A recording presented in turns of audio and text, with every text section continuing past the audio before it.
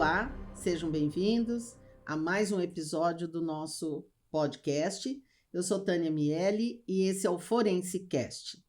Hoje nós vamos falar de um dos casos mais trágicos, marcantes da nossa história aqui, do nosso país, que embora tenha acontecido há tantos anos, a nossa lembrança ainda é como se fosse bem mais próximo, né? Como se fosse ontem. Acho que todos relembram com muita tristeza e ficou realmente muito marcado. Nós vamos falar do caso da Isabela Nardoni, e para isso nós trouxemos aqui dois experts que participaram diretamente, né, em campo, em loco, em laboratório, enfim, participaram diretamente das investigações, contribuíram aí para a solução desse caso. Então, eu estou aqui com Adilson Pereira, físico, perito criminal classe especial aposentado, ex-diretor do Instituto de Criminalística, ex-diretor dos núcleos, né, dos laboratórios, foi também assessor da diretoria, quando deixou a diretoria. Adilson tem especialização em cenas de crime e homicídio na Flórida, também especialista em ciências forenses e criminal profiling aqui pela nossa instituição, professor, coordenador de curso, e a gente sempre se sentiu muito honrado de tê-lo também na cadeira como aluno, né? Reciclando aí, contribuindo muito, né, em sala de aula aí com os nossos alunos, né? Dividindo com eles. Obrigado. Adilson é professor na CADEPO, Academia de Polícia, né, em São Paulo, preparando aí os novos peritos, né, que passam no concurso e tem que passar pela Academia de Polícia.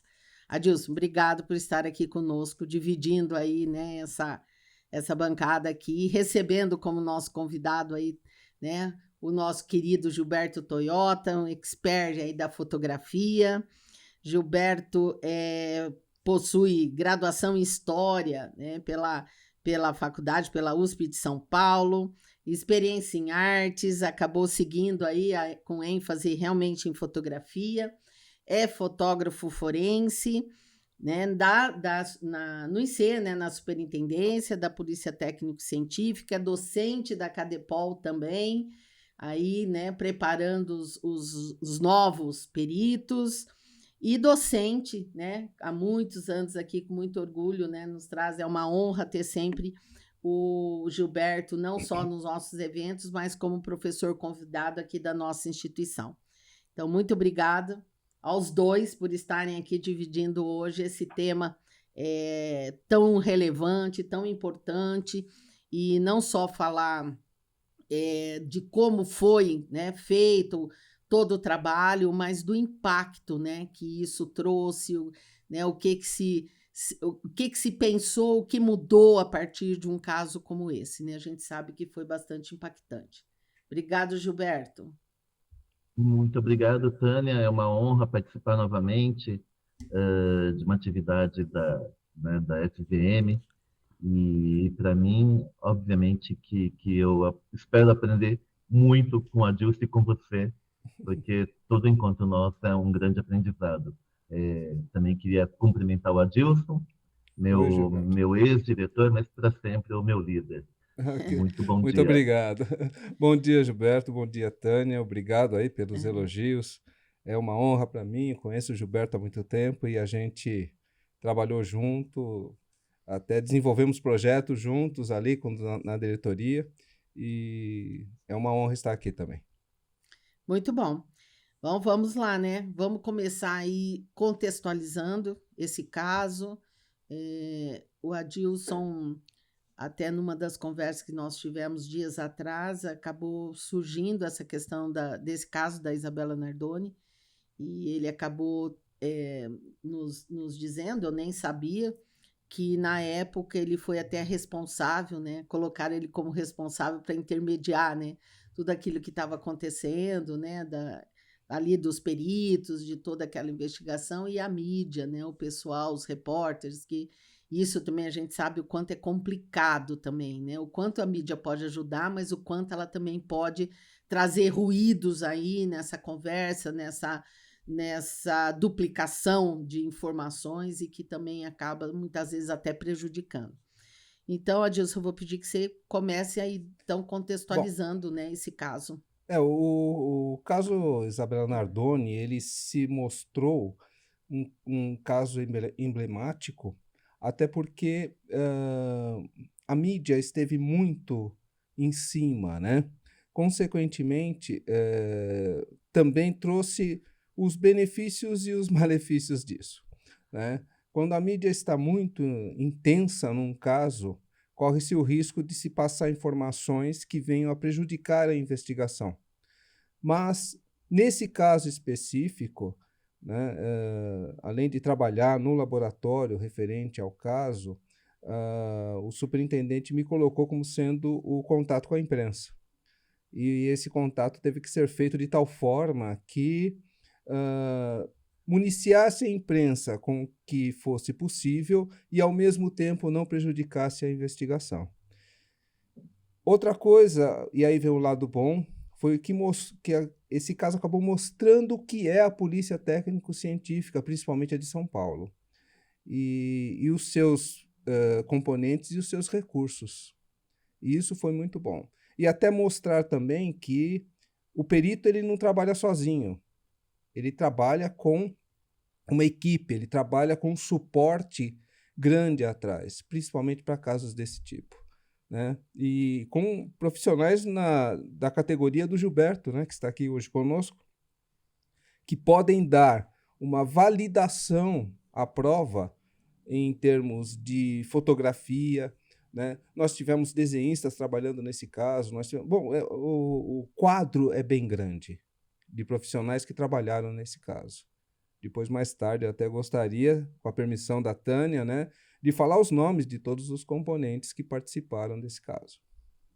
Sim, é uma lista grande. A gente teve, inclusive, dos colegas aí de vocês, uma perita que esteve conosco aqui no evento, Sim, no quando nós simpósio. fizemos uma mesa redonda sobre o caso, né?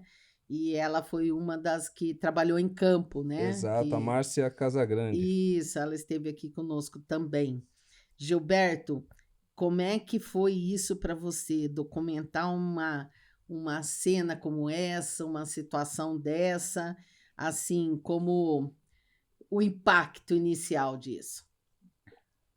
Bom, Tânia, como o Adilson já colocou, esse trabalho que foi realizado, ele foi fruto de muitos profissionais e a minha participação, creio, foi uma participação pequena e fundamental. Por quê? Porque todos que participaram tiveram um papel fundamental. A perícia, ela é um engenho em que todas as engrenagens precisam funcionar. E se alguma engrenagem não funciona adequadamente, pode comprometer todo o resultado. A Dilson, com toda a sua experiência, sempre nos ensinou isso, inclusive valorizando todas as carreiras da perícia criminal, né, que compõe a perícia criminal de São Paulo.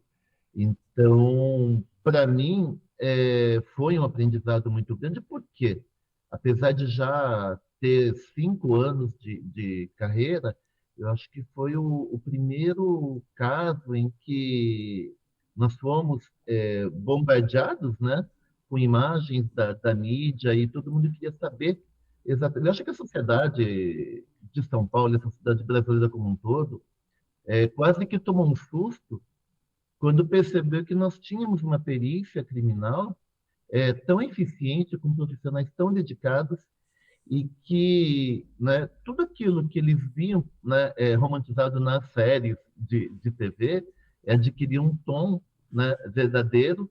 E como nós estivemos muito na mídia, como o próprio Adilson falou, a gente teve que conviver, né, com os efeitos positivos e negativos, né? Mas isso definitivamente acho que concorreu para o meu crescimento profissional, meu crescimento pessoal, pela própria natureza do crime, que é algo tão, né, antinatural, e sem dúvida concorreu também que a própria instituição em si, né, crescesse como um todo. Você está falando aí que isso não acontecia só no Brasil. Eu posso estar enganado, mas acho que coincidiu com o período do efeito CSI, porque foi 2008, Uhum. né?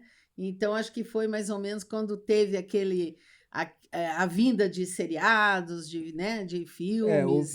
Houve o boom, né, É, desses seriados, né? é, O CSI Las Vegas já é. estava entrando, inclusive, na mídia normal, né, aberta, né, na TV aberta, e com isso trouxe ao público também, começou a estabelecer links, né, entre entre o que estava vendo na televisão, em termos de seriado, e o que eles estavam vendo na vida real, Acontecendo, exatamente. acontecendo, É. né? Vendo equipamentos sendo usados, vendo profissionais treinados, né? Levantando um local de crime, vendo como que era um procedimento não só pericial, mas também policial, de investigação, como os outros profissionais de outras áreas fizeram o seu trabalho.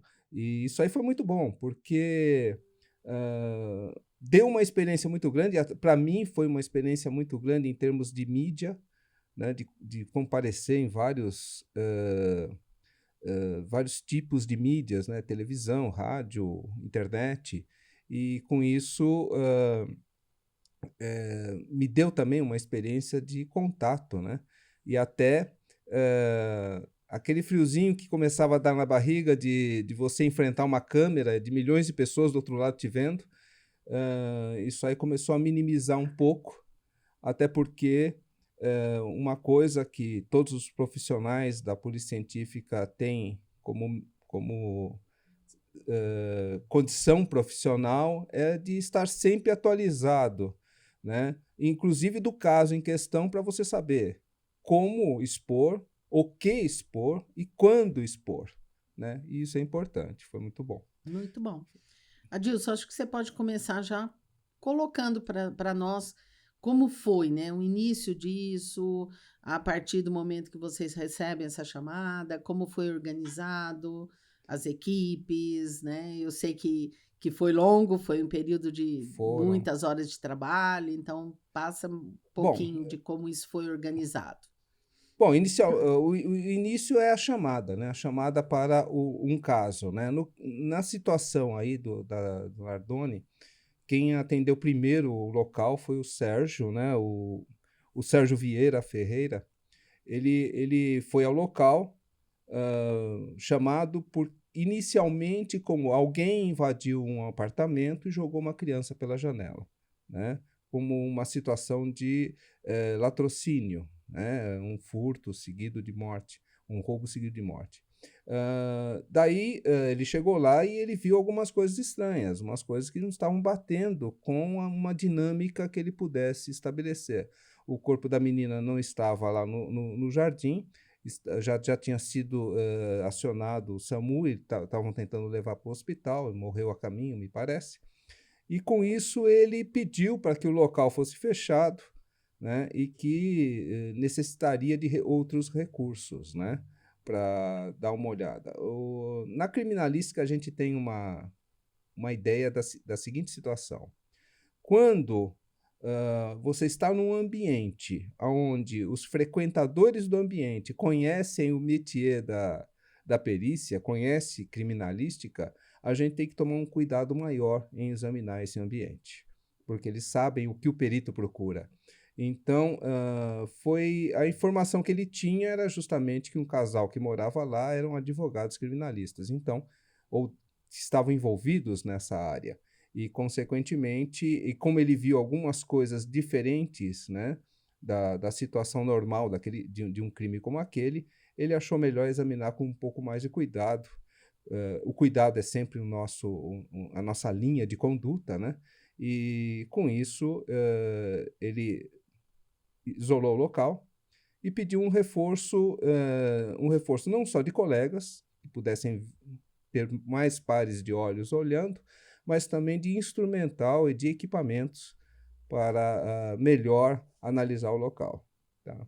Com isso, ele acionou a sede e pediu o apoio de colegas, onde se dirigiram para lá mais 3 colegas para olhar. Isso é uma conduta que se tem. Para situações mais extremas, há necessidade de condutas mais extremas.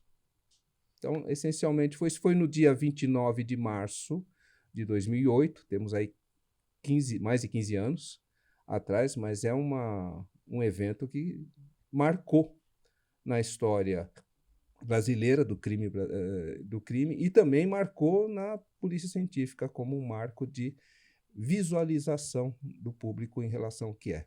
Não só do público, mas toda a linha de atividade profissional envolvida nisso, né? Então você tem aí os políticos, você tem aí a partir do executivo, do legislativo, que não conheciam tão bem o que era a polícia científica. Legal. Nesse momento, o Gilberto já é chamado também, Gilberto, juntamente com os peritos ali de local? Não, Tânia. Na verdade, a minha participação ela se deu de uma forma, digamos assim, inusitada, porque naquela época eu não trabalhava nas equipes de locais de crime. Eu trabalhava no apoio logístico. E alguns meses nós tínhamos conseguido pela primeira vez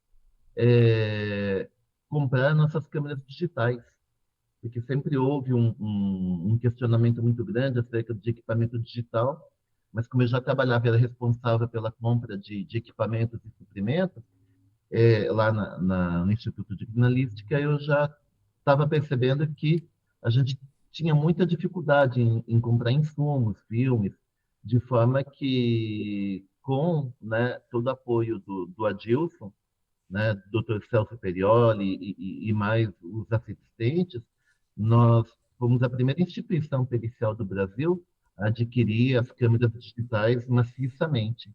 E as câmeras tinham chegado algumas semanas antes. E quando foi solicitada a perícia complementar, então a fotógrafa responsável que atendeu o local, que era a Fátima, se dirigiu ao núcleo onde eu trabalhava, né? Porque ela ainda não estava totalmente familiarizada com o equipamento novo.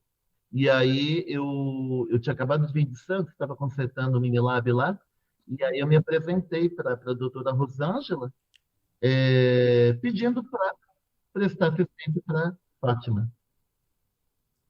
Certo. E com certeza, pelo tempo, você fez esse comentário.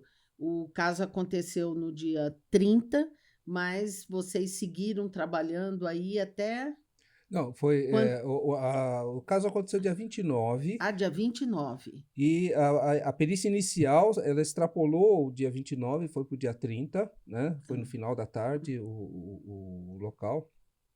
E justamente porque as pessoas pensam que o perito criminal vai, trabalha, bate o cartão no início de serviço e bate o cartão na saída e vai embora, né?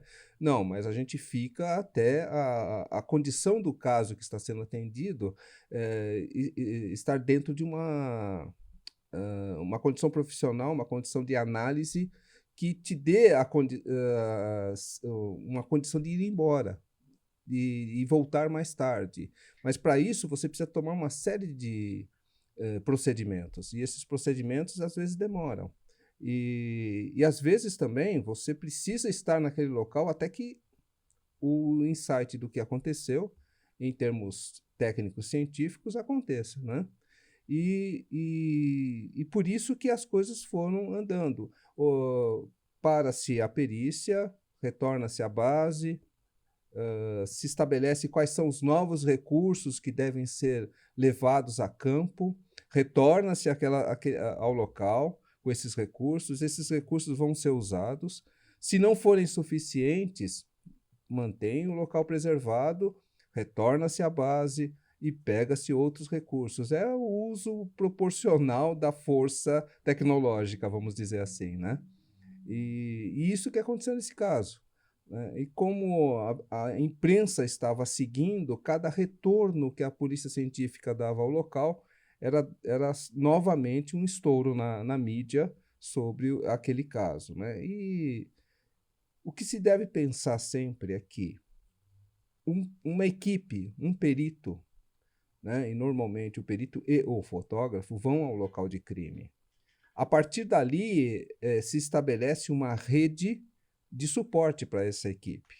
Então, ele pode ter outros colegas ajudando no local e vai ter também outros colegas ajudando no laboratório, outros colegas ajudando em outras atividades logísticas, né, até que as coisas se enquadrem. Hoje em dia, por exemplo, um perito que não se coloque dentro da tecnologia atual e, com isso, não tragam profissionais do nível do Gilberto, que está aqui com a gente, porque para as novas técnicas de levantamento, com drone, com scanner 3D, ele vai ficar completamente perdido dentro de um contexto do quanto a polícia técnica pode oferecer. Naquela época foi dado o máximo do que a polícia científica poderia oferecer, entre técnicas de levantamento de local de crime, com profissionais de alto gabarito, e técnicas de análise laboratorial, que também são feitas por peritos.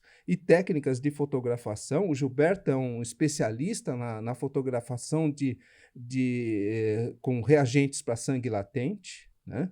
O público aí que talvez não tenha afinidade com o termo, né? O produto mais conhecido é o luminol, né? E o Gilberto é um especialista na fotografação disso.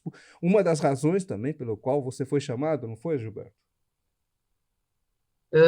Em termos, sim, Adilson, né? Porque, de alguma forma, eu sempre fui muito fascinado pelas inovações. E desde que eu entrei, desde o primeiro dia que eu entrei na Cadefal, eu sempre fui fascinado, né, por novas tecnologias. Então, várias vezes eu tentava agregar novas técnicas ao nosso trabalho. E é interessante porque a técnica específica para fotografar os reagentes, né, quimiluminescentes, que nós utilizamos hoje, ela foi fruto de uma epifania que eu tive lá no banco traseiro da viatura quando eu estava me dirigindo, porque a gente já tinha fotografado, feito fotografações com cenas, né, onde se aplicava o luminol, mas os resultados ainda não eram aqueles que eu achava os perfeitos. A gente tem que trabalhar com excelência. A Dilson sempre me ensinou, busque o melhor resultado, sempre. E eu estava pensando em como fixar aqueles elementos que a gente ia encontrar em cena de crime, talvez, de uma forma que fosse mais fácil o nível de compreensão ao perito. E aí eu desenvolvi uma técnica, apliquei lá, confesso, apliquei lá, né, mas com toda a segurança, e nós conseguimos, a partir daí, criar um método que é utilizado até hoje e que não vi relatado em lugar nenhum do mundo, nas pesquisas que eu tenho feito em atividades periciais. Ó, que honra, hein? E a gente, né, reproduz isso aqui, né, Gilberto, nas aulas práticas. Os alunos ficam assim, né, encantados que conseguem acompanhar, né, essa reprodução que você faz aqui. Lógico, né, que a gente tem todo o cuidado, né, e não só o cuidado, né, tem que ser tudo tão escondidinho, tem que ser tudo tão no escuro, né, Gilberto?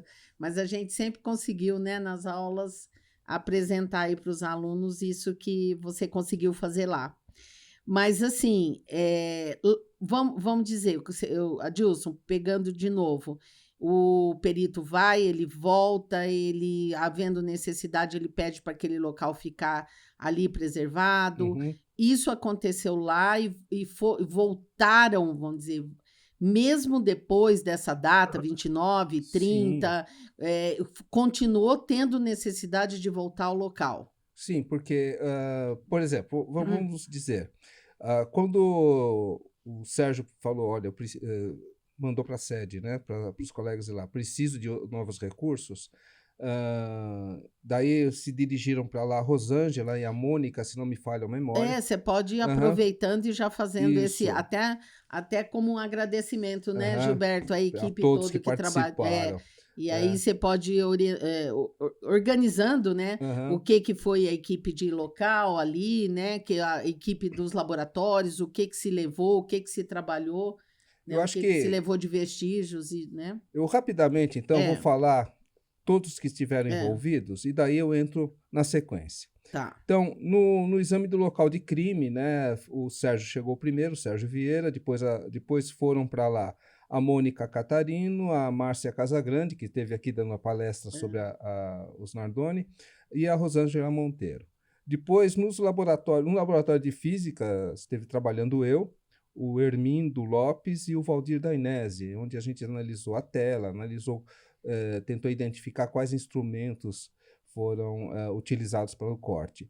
Na biologia e bioquímica, teve a Juliana Manzilha, a Cristina Lequiche, que analisaram sangue, analisaram os vestígios biológicos do local.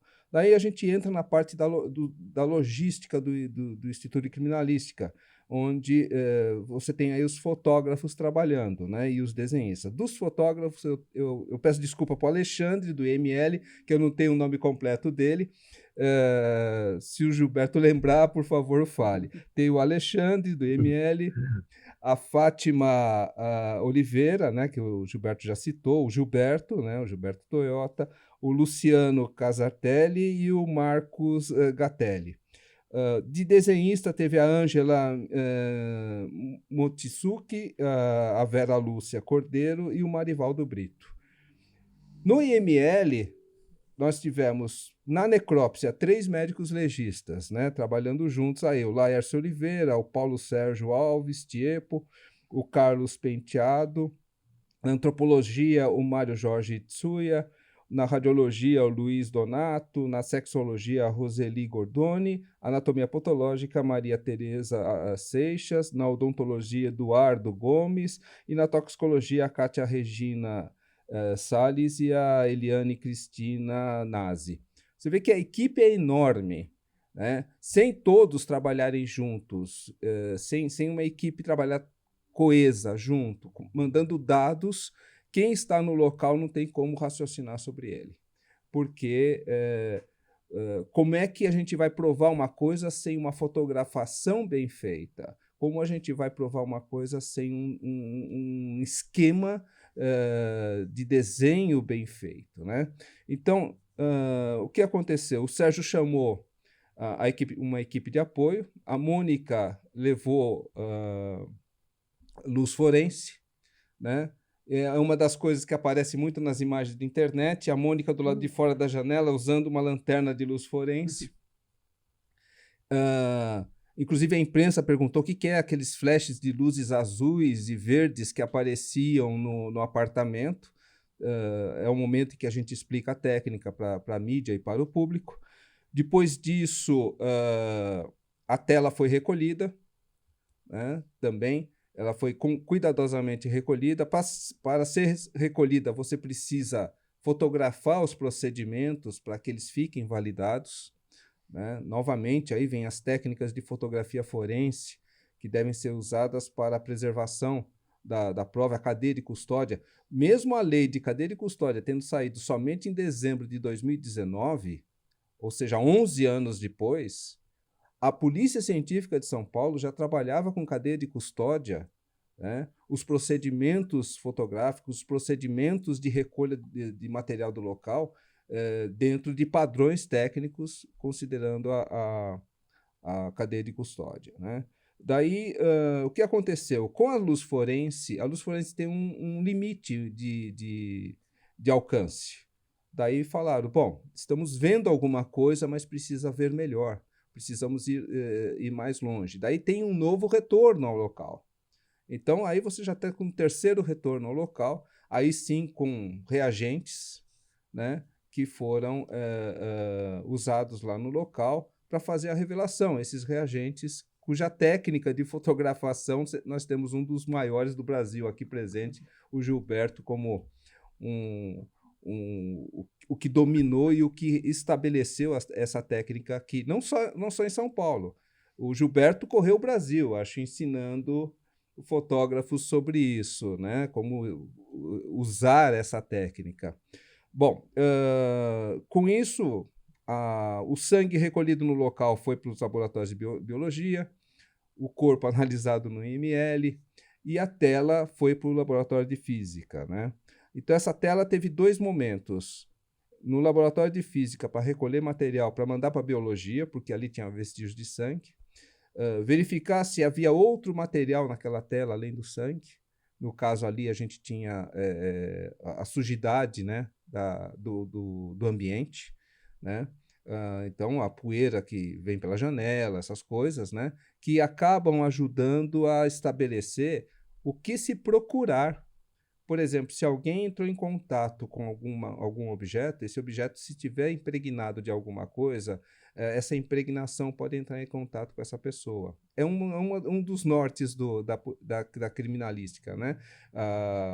O princípio de locar, todo contato deixa uma marca. Então, a gente tem que estabelecer se existe a possibilidade de deixar marcas, né?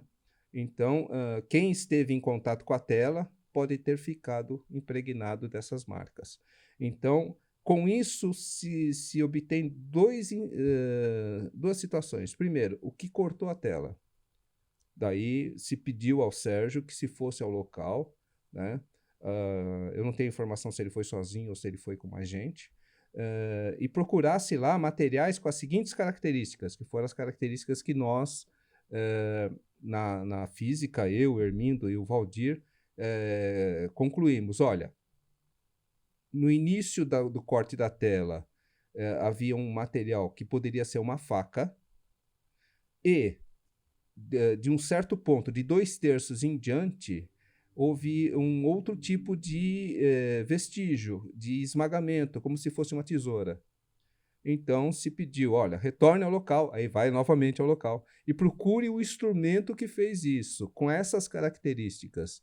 Foi quando o Sérgio trouxe para o laboratório de física, devidamente preservado, devidamente fotografado, né? Novamente, você não vai sozinho, você leva a equipe de logística para lá, a equipe dos colegas fotógrafos. Por isso, essa quantidade de colegas, né? Quem estava de plantão no dia vai lá e faz o suporte.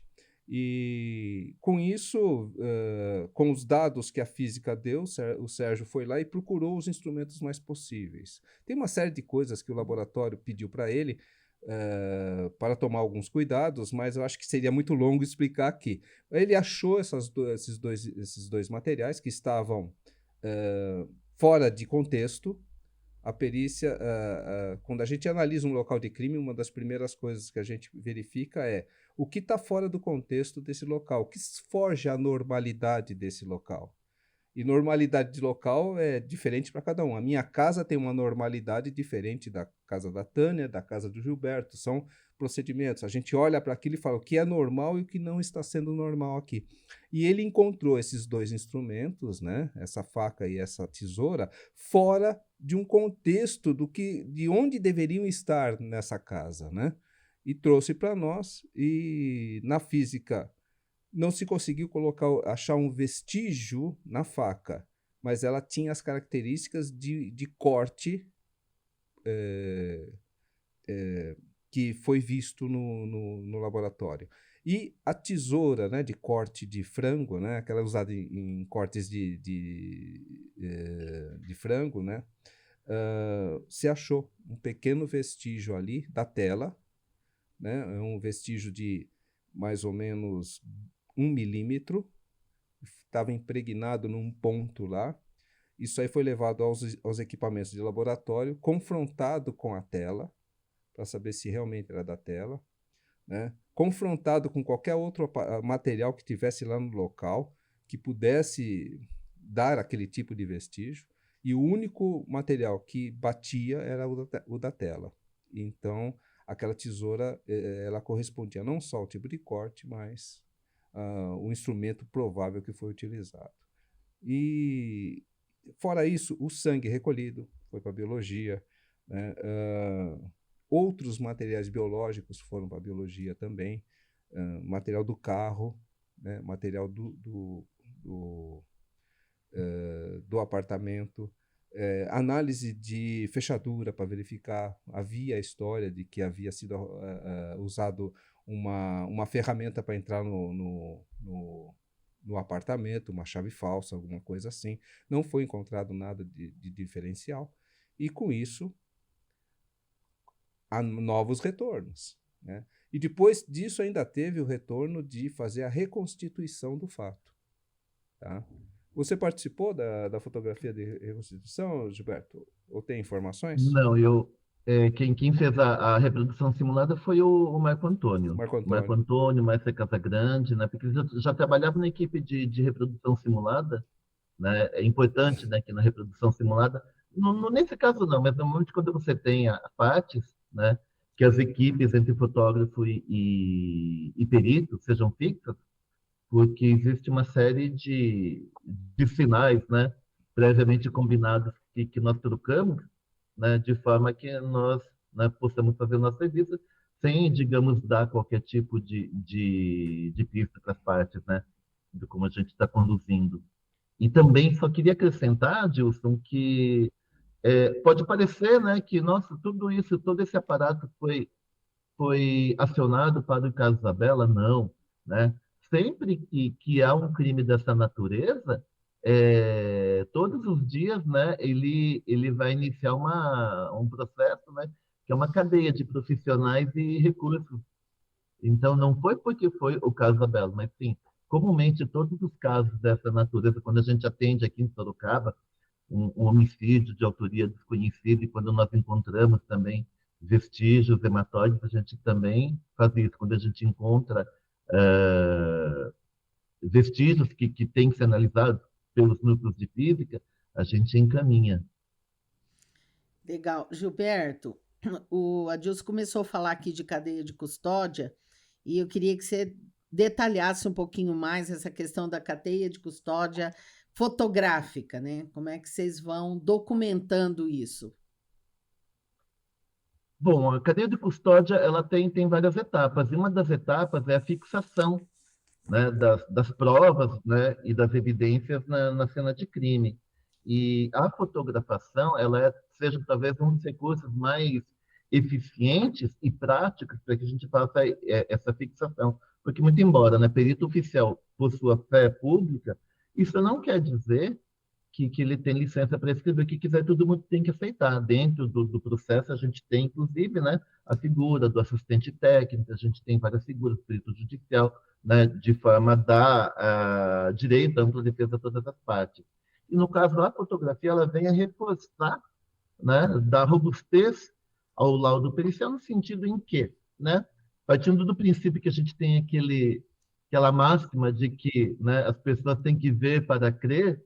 Então, a partir do momento em que o perito, né, coloca para ilustrar o seu laudo, né, uma fotografia que, né, fundamente essa afirmação, obviamente que isso vai, né, ter muito mais peso. E isso em todas as etapas, né, e em todas as naturezas de locais de crime. Então, por exemplo, quando a gente vai atender um crime de patrimônio, né, nós fotografamos o quê? As qualificatórias. Então, né, se o perito ele afirma que trata-se de um furto qualificado porque houve rompimento de obstáculo ou escalada, né, nós fotografamos, né, e isso aí vai ter efeitos, né, durante o processo, na própria dosimetria da pena.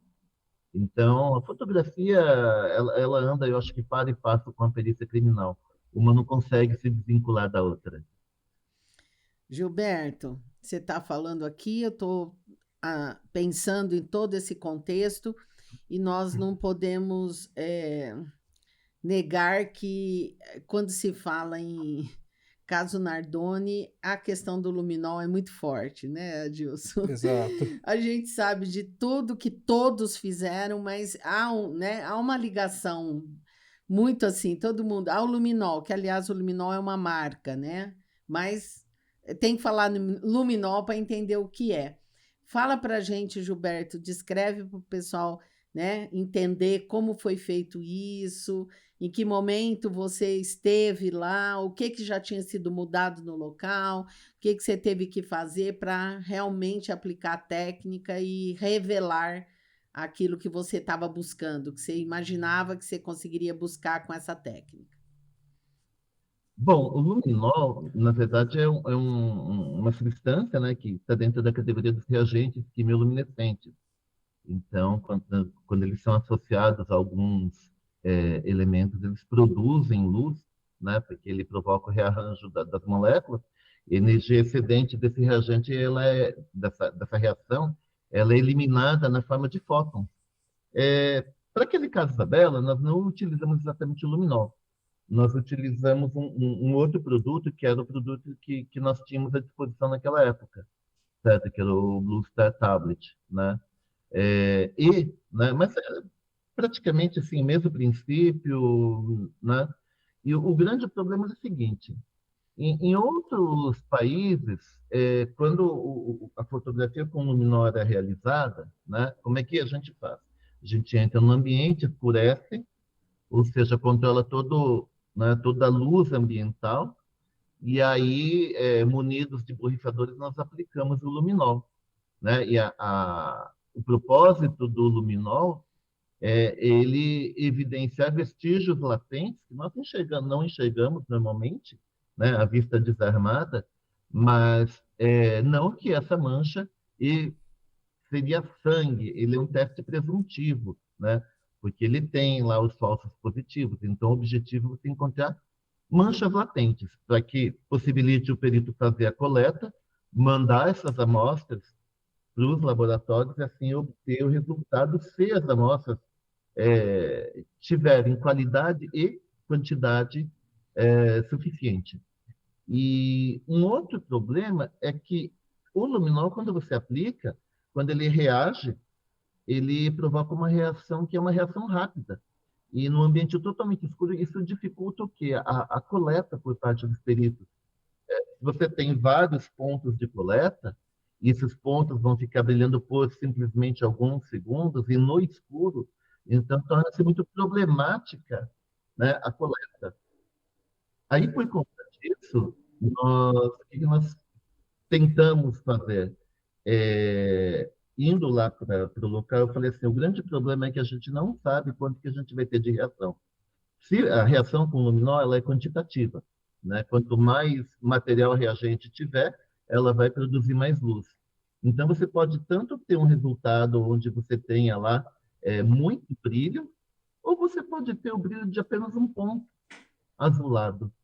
E isso é problema, porque se a gente está falando também de cadeia de custódia, como é que a gente vai colocar a fotografia de um ponto azul no meio do nada, sendo que o perito afirma que aquele ponto foi coletado exatamente, digamos, no calçado de um suspeito?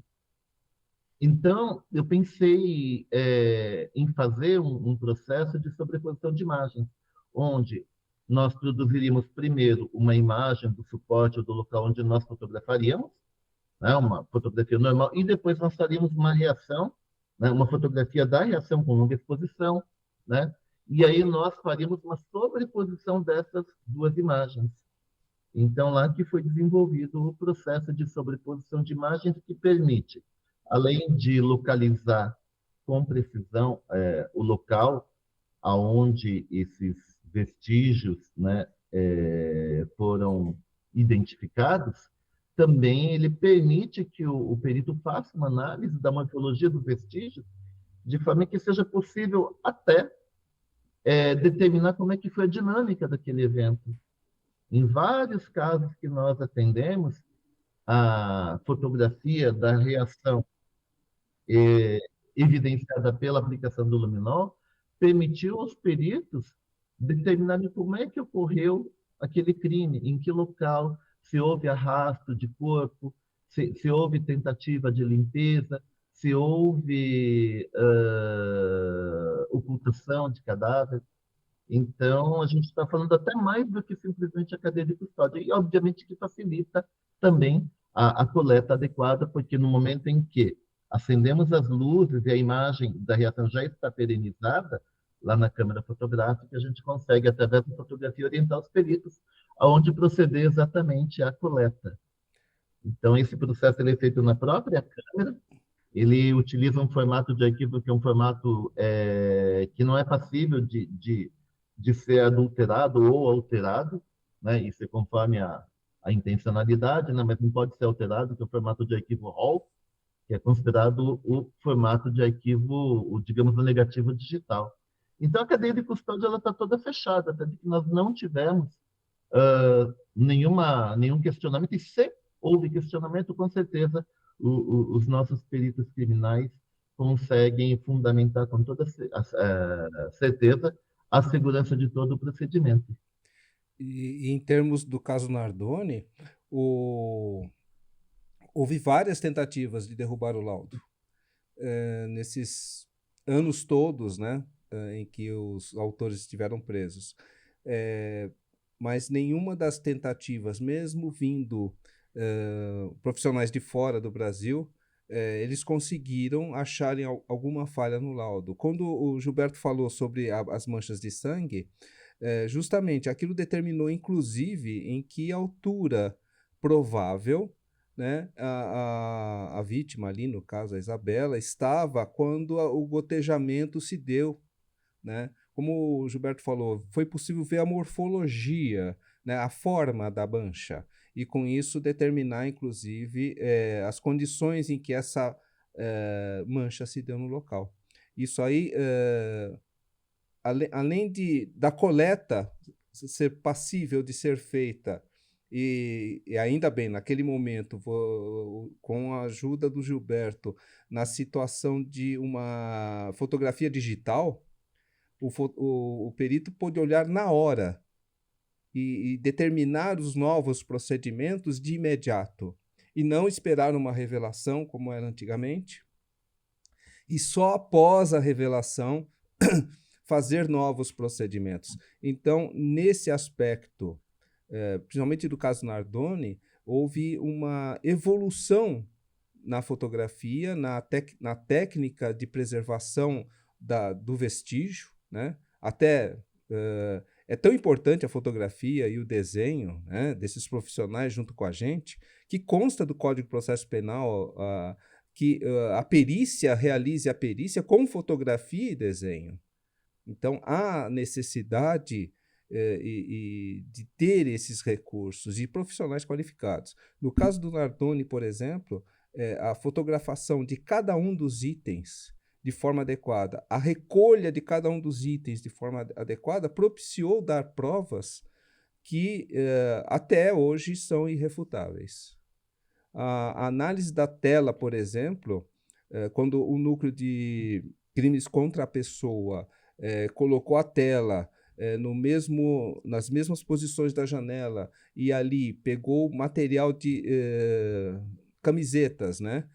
Junto com um dos colegas aqui já citado, que tem a compleição física do autor, né? Do pai da Isabela.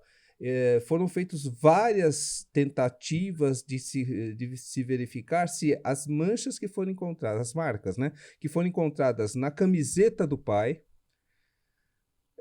como elas estariam, como é que elas se formaram. Então foram feitas várias tentativas de colocação de braços para fora, corpo para fora, cabeça até que se chegou às mesmas marcas que tinham na camiseta dele. Né? Todo esse procedimento é fotografado, todo esse procedimento é documentado, e quando se estabeleceu isso, se sabe, olha, a posição em que ele estava naquele momento era essa, destoando até de outras argumentações que ele tivesse dado no momento. E isso aí foi feito, colocado no laudo, consta do laudo, né? E com isso você até derruba alegações. Eu estava fazendo tal coisa. Peraí, para fazer tal coisa, essa marca não ficaria assim. Você não estava assim, você estava em tal situação. Né? As marcas deixadas na parede pelo lado de fora do prédio indicaram até qual é a ordem em que a menina foi solta, a mão direita, a mão esquerda, a ordem em que quem a jogou pela janela soltou ela. Soltou primeiro uma mão, depois a outra. Porque as marcas na parede indicavam essa condição. Tudo isso foi feito. E é aquilo que o Gilberto falou. Não é só por causa desse caso. Todos os casos que a polícia científica atende têm todo esse suporte. Se o perito necessitar de suporte, se o caso foge da autonomia profissional dele no sentido dos conhecimentos que ele tem e do instrumental que ele tenha, ele vai se fazer valer dos recursos laboratoriais do Instituto. E foi o que isso acabou mostrando o caso da Isabela Nardoni. Como o Instituto de Criminalística, como o Instituto Médico Legal tem profissionais e tem equipamentos que têm condições de responder à sociedade ao que ela espera da gente. Nós sabemos que, muitas vezes, o próprio perito criminal é quem fotografa o local. E aí ele vai até onde você falou, até o limite dele, técnico, de conhecimento, que ele acha que aquilo, vamos dizer, aquele local, aquilo que ele está vendo, o que ele tem como instrumento e como capacidade técnica é possível. Se ele perceber alguma coisa além, ele pode acionar qualquer outro colega, qualquer outro profissional de uma equipe ampla. Sim, Porque inclusive... eu fico imaginando que, posso estar enganada, mas eu imagino que muitos locais que são atendidos, talvez o próprio perito faça a fotografia, não é isso? O fotógrafo não é chamado em todos os locais? Ou é? Olha, a equipe normal de atendimento, pelo menos aqui no estado de São Paulo, é o perito e o fotógrafo. Tá. Em havendo uma situação onde o fotógrafo não está presente, o perito acaba também assumindo essa responsabilidade.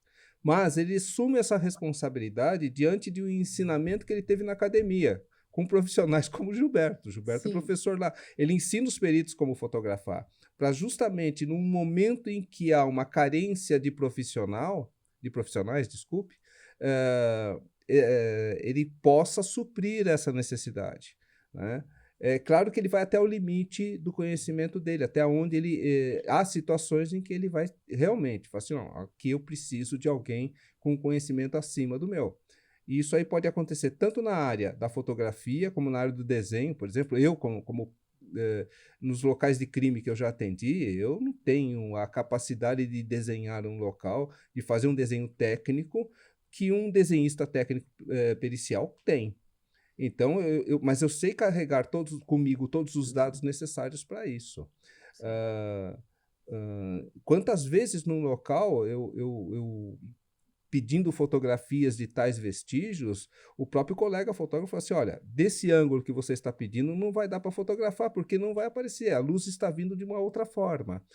E os recursos que eu tenho agora, eu tenho que fotografar de um outro jeito, né? Mas vai aparecer aquilo que você quer. Então, é uma conversa, é um diálogo e uma sinergia que deve existir e tem que existir, e eu torço e eu sei que, por exemplo, o Gilberto é uma pessoa que qualquer profissional quer ter do lado. E eu sei que ele tem uma sinergia com todos os peritos de uma forma muito boa. Então, é isso que deve acontecer. E aconteceu nesse caso, pela quantidade de profissionais que eu ditei aqui para vocês, né, que eu falei, vocês viram que existe essa conexão e deve existir sempre. Não é um caso de complexidade que um único perito atende, que um único perito vá bater no peito e dizer, eu fiz esse caso. Há um suporte atrás que sem esse suporte ele não tem como realizar. Ótimo. Na verdade, a gente escuta justamente essa pergunta, porque você falou que já foi questionado e já tentaram derrubar, né, muitas vezes, se a conclusão foi definitiva. E, para mim, não resta nenhuma dúvida o quebra-cabeça que foi montado, pecinhas por pecinhas, os encaixes. Quando você fala de 1 milímetro, né, encontrado numa tesoura lá da tesoura de frango, né, de cortar frango, daquela fibrazinha, né, da tela. Quando você fez agora essa colocação de conseguir, né, pela dinâmica ali do que aconteceu, até saber, né, qual foi a mãozinha ou o bracinho, enfim, é um quebra-cabeça minucioso. Então, para mim, não resta nenhuma dúvida de que conseguiram reproduzir, né, literalmente a dinâmica daquela cena, daquele crime. É, Acho que por isso que não se consegue realmente derrubar, né? Exato, né? A conclusão final do laudo, né, com todos os recursos que foram utilizados, ela deu ao processo criminal de modo irrefutável, né, como tudo aconteceu. E, consequentemente, os vestígios demonstraram. É claro que a gente está falando da polícia técnico-científica, tem a investigação policial também, não devemos esquecer dessa parte. Mas, em termos da polícia científica, né, já que o assunto aqui é a parte técnico-científica, a polícia científica ela demonstrou, através de todos os laudos e a junção de todos esses dados no laudo final, irrefutavelmente de que as alegações que estavam sendo dadas não batiam com aquilo que a prova técnico-científica estava mostrando. Com isso, a conclusão ficou de forma irrefutável e Muito bom. completa. Eu acho que a gente também, voltando aí, vendo o que aconteceu nesses últimos 15 anos, eu penso que esse caso também foi um marco na questão das investigações de violências domésticas, né? Eu acho que ficou ali muita questão da violência contra a criança, então ficou, acho que foi se levantando até vamos dizer, uma bandeira em relação a isso, né? A mostrar que realmente é possível sim, né?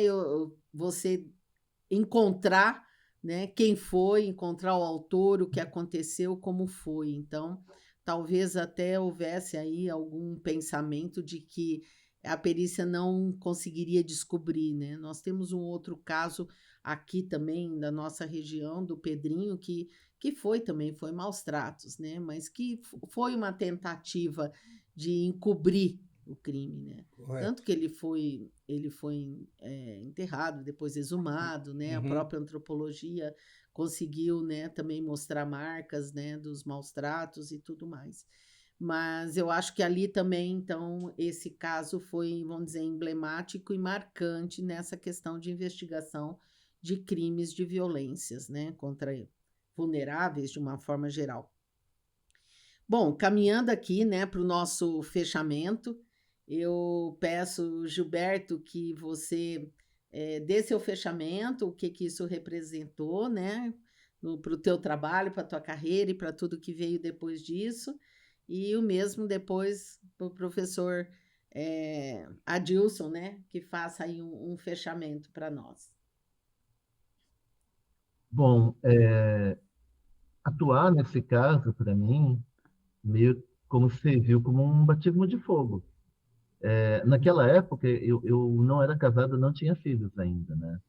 E anos depois, já atuando aqui pelo Núcleo de Perícias Criminalísticas de Sorocaba, eu fui confrontado com um caso muito parecido num primeiro momento, porque nós chegamos num local onde, né, a notícia de precipitação de uma criança de 9 anos, e quando nós chegamos, nós nos deparamos com aquela tela, né, da rede de proteção da varanda cortada. No mesmo sentido. Felizmente, esse caso ele teve desdobramentos distintos. A vítima não entrou em óbito, não se tratou de um crime, mas eu acho que, de certa forma, a experiência utilizada, adquirida nesse caso também, né? Nós éramos atualizados constantemente de todos os, né, os passos da perícia. Então, por exemplo, aquelas fotos do Adilson que ele falou do ensaio que eles fizeram, né? O Adilson coordenou com a gente, né? Então, eu pude utilizar, né, para auxiliar a perita responsável nesse caso, posteriormente, quando nós conseguimos evidenciar a dinâmica de que, nesse caso, tratava-se de uma coisa distinta, né? A criança, ela acordou no meio da noite e, quando não viu os pais, ela foi cometida de um terror noturno, e aí ela mesma cortou a tela e tentou descer para a sacada de baixo. E nisso ela não conseguiu, obviamente, acabou, né, se precipitando. E aí acerca de tudo isso, acho que a gente pode, você foi muito feliz em falar a questão do quebra-cabeça. Realmente, perícia é essa, você juntar cada elemento, cada um faz uma parte, eu faço uma pequena parte que vai servir de subsídio para o perito, a perícia vai dar elementos para a investigação, que por sua vez vai fornecer elementos para o judiciário. Então, reiterando, nós somos parte de uma grande engrenagem, um grande engenho, né? Nós somos uma engrenagem. E do ponto de vista sociológico, também não posso deixar de citar também, realmente colocou em tela a questão da violência doméstica, violência domiciliar contra crianças, né, incapazes, e que infelizmente, né, ainda são perpetradas hoje, fazem parte do nosso cotidiano, e por isso mesmo nós temos sempre que nos empenharmos ao máximo para que nós consigamos trazer a verdade dos fatos, né? O perito criminal, a equipe pericial não trabalha para ninguém a não ser a sociedade. O nosso compromisso é com a verdade dos fatos no local. Obrigado, Gilberto. Bom, no meu caso, né, eu tive duas experiências, a constante experiência técnico-científica, né, que você está vendo ali os vestígios, analisando, está interagindo com os outros colegas que estão fazendo a mesma coisa, né, e você vai aprendendo, inclusive, com isso, com novas técnicas. E, por fim, uma aprendizagem de como lidar com a imprensa, né? Foi um contato durante 3 meses, aproximadamente 3 meses, muito intenso com a imprensa, com todas as mídias envolvidas, né? A televisiva, a de rádio, a de internet e jornal escrito.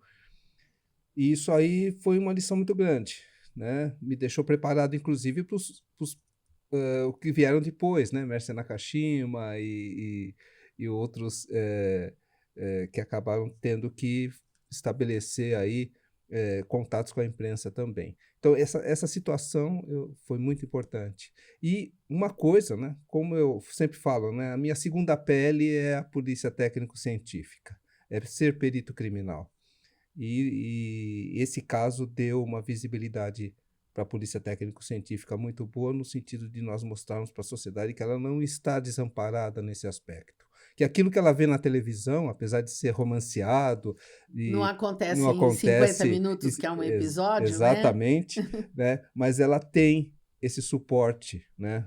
A sociedade ela passou a nos olhar de forma diferente e passou a nos cobrar também de forma diferente e de uma forma até que, para quem gosta de atualização, para quem gosta de estudar, e isso o perito, o fotógrafo, o desenhista, técnico-científico, ele está sempre tentando se aprimorar.